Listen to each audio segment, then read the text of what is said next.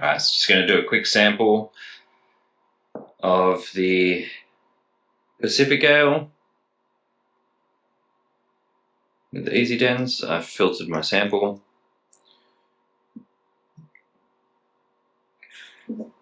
And we will just pump through.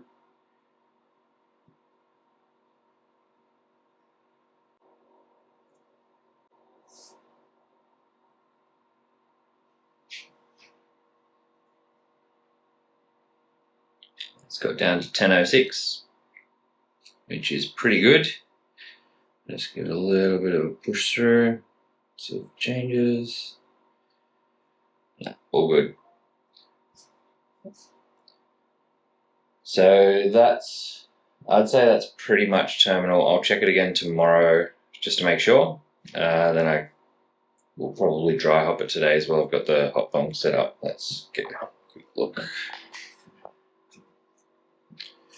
So I've got the bong set up. Just a little flow control disconnect to take the sample. I'm also, this one is full, so these are both full. This one's got the dark ale in it yesterday that we brewed, the dark mild. Actually, sample was tasting really good. Forgot how good they are. So yeah, got tapping head on this one.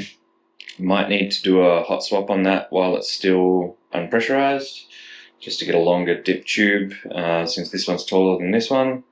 But I'll have a look at that a bit later. Prepping for a wheat beer today. I've got all my water in there. It's at strike temp. That'll heat up later. Sparge water. Malt is crushed. The flour on top, the large amount of flour is actually just from the mill box holder design. I just give it a tap with the handle of a screwdriver, and it just drops all that flour into the bucket and on the floor, obviously, but I clean it up. Yeah, so about ready to mash in.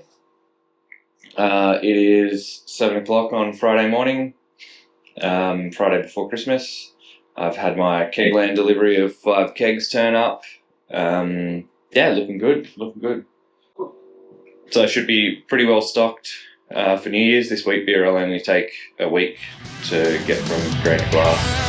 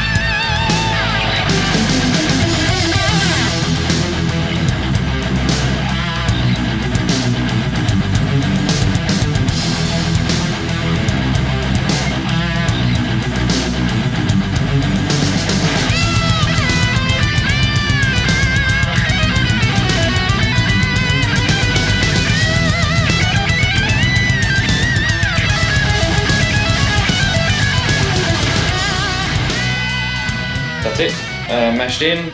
I'll leave that for a little while. I'll continue to check on it. I'll stay out here. I don't really leave the brew day alone. Kind of do some other bits and pieces out here while I'm doing that, but yeah. So this one, yeah, I didn't have enough wheat to do normal 50-50, so I've just kind of gone with, it's about 4.3 kilos of Pilsner and it's probably about 2.8 kilos of wheat. Just used everything I had for the wheat, so topped it up with Pilsner to get to whatever gravity I need. I'm just mixing this. I added some cool water to cool it down a bit, so I don't, because that's the leftover of my sparge water. So I've got the Firmzillas here that I'm going to sanitize. Little update.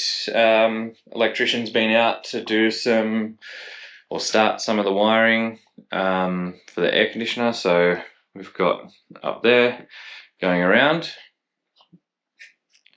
and that will connect in. I told him don't worry about hiding it or trying to make it super neat, so just bring it across the front and straight in, because I've got no real concern. It's a shed. Now I checked the gravity on this one today on the Pacific Ale. We're sitting pretty good at 10.06. So I dry hopped. I'll take this hop bong off and cap it once I finish brewing, because I need the cap to cap it properly on top of the valve. So that's all good. I'll sort that out later. I'm going to give that a clean so it doesn't sit there and go brown and disgusting. Yeah, that was actually tasting really good when I took a sample this morning, so I'm pretty pumped for that one. I'll leave those hops in there. I'll probably chill it down over Christmas, and this one is pitched and ready to go. Should see some signs of fermentation in the next day or so. Actually hit over volume and over gravity on this one. So I need to make some adjustments, or I have made some slight adjustments to my setup for that, just with the boil off and stuff like that.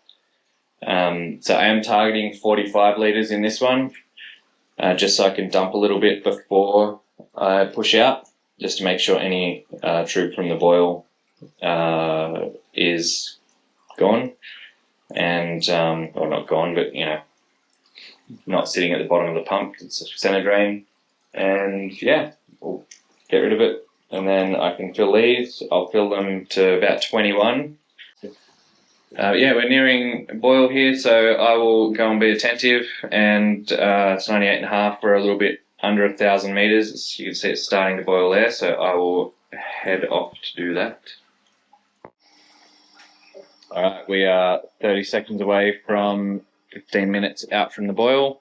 I'm sanitizing my chiller, recirculating phosphoric sanitizer through to sanitize. I clean it and sanitize after every brew, and then I clean and sanitize before every brew. Even though this is back-to-back days, still follow the same process. Don't skimp. Just make sure it's all clean. These have been cleaned. These two have been cleaned and sanitized this morning. They were already cleaned. That one had a soak overnight, so I just rinsed it out. But that's our 15-minute timer. And let's chuck some well flock and yeast nutrient in. I've got to be careful of some steam here. I'll just give it a splash of water just for that yeast nutrient. Make sure we get the right dose. Put that cap back on. So it's actually interesting. I'll probably have to do this two-handed. Sorry.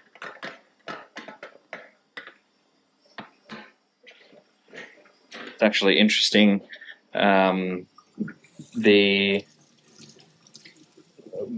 To boil this in winter, I needed outside. I would need the full 3,500 watts to maintain boil, or maintain it agitation on the surface.